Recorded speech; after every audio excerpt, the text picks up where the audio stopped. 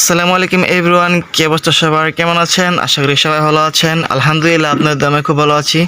আলহামদুলিল্লাহ, দেখতে আজকে আমার মুরগি বেচা সব কমপ্লিট, মানে মুরগি যা ছিল সব বেচে ফেলেছি।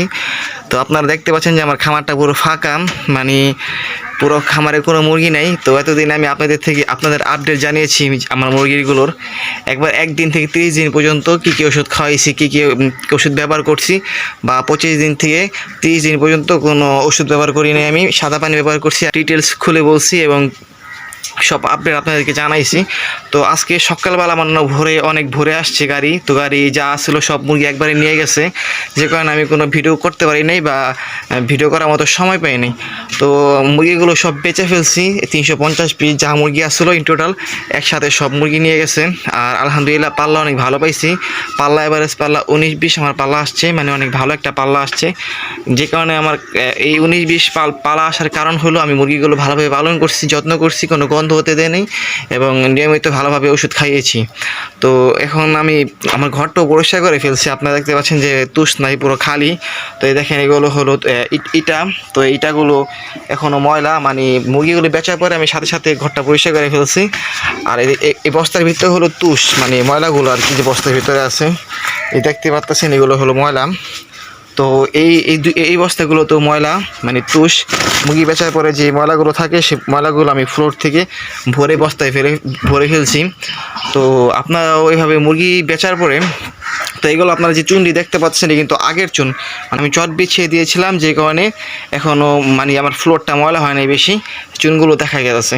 তো আপনারাও সবাই মুরগি বেচার পরে দ্রুত ঘরটা পরিষ্কার করে ফেলবেন সাথে সাথে, এবং ঘরটা পরিষ্কার করে সাথে সাথে ঘরটা ধুয়ে ফেলবেন, ধুয়ে পানি পাত্র, ইটের পাত্র সবগুলো ধুয়ে ফেলবেন। আর ঘর ধোয়ার পরে তারপরের দিন আপনারা গ্লিসিন আর চুন একসাথে পানির সাথে গোলায় পুরো ফ্লোরে, মানে পাটাতনে ভালোভাবে লেপে দেবেন আর কি, বা ছিটিয়ে দেবেন।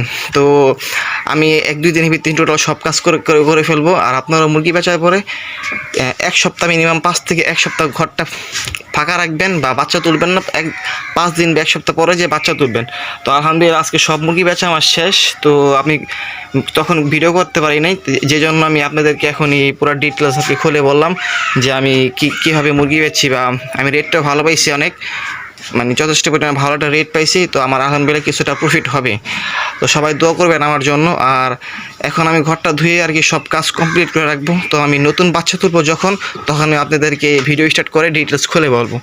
আর আপনাদের মুরগিতে যদি কোনো অসুবিধা হয়, কোনো ঠান্ডা বা রোগ বেলায় হয়, তো আমার বলতে পারেন, আমি আপনাদেরকে ভালো একটা পরামর্শ দেওয়ার চেষ্টা করবো, বা কী ওষুধ খাওয়ালে ভালো হবে আমি তা বলার চেষ্টা করব। তো আজকে আমি কিন্তু হাজার টাকার ওষুধ খাওয়াই নেই, আমার যা ওষুধ খাওয়ানো প্রয়োজন ছিল, যে ওষুধ খাওয়ানো দরকার ছিল, আমি কিন্তু সেই ওষুধগুলো খাওয়াইছি, বাকি সব সাদা পানি ব্যবহার করছি। তারপরও আমি আমার মানে এভারেজ ওজন 19 থেকে 20 পাইছি, বা 19 থেকে 20 একটা ওয়েট পাইছি। তো আপনারা সবাই আমার জন্য দোয়া করবেন। আমি এভাবে মুরগি পালন করছি, মানে বেশি ওষুধ খাওয়া নেই, কম ওষুধ খাইয়ে ওজন ভালো আনছি, এবং সাদা পানি ব্যবহার করছি, আমি বেশি ওষুধ খাওয়াইনি। 19-20 পালা পাইছি, আল্লাহ কাছে লাখ করে শুকরিয়া যে আমার পালাটা অনেক ভালো আসছে, বা ওজনটা অনেক ভালো আসছে। তো আমি বাচ্চা তুলব আবার মিনিমাম 5 থেকে 7 দিন পরে, বাকি এই কয়দিন আমি আমার ঘর ধুবো, পাত্র ধুবো, এগুলো সকল কাজ কমপ্লিট করব। তো দেখা হবে আপনাদের সাথে, মানে একবারে নতুন দিন আর কি, প্রথম দিন বাচ্চা তুলব, প্রথম দিন বোর্ডিং থেকে শুরু করে আবার 30 দিন পর্যন্ত আপডেট আপনাদেরকে জানাবো। তো দেখা হবে আবার বাচ্চা যখন তুলবো তখন। তো সবাই ভালো থাকবেন, সুস্থ থাকবেন, আল্লাহ হাফেজ।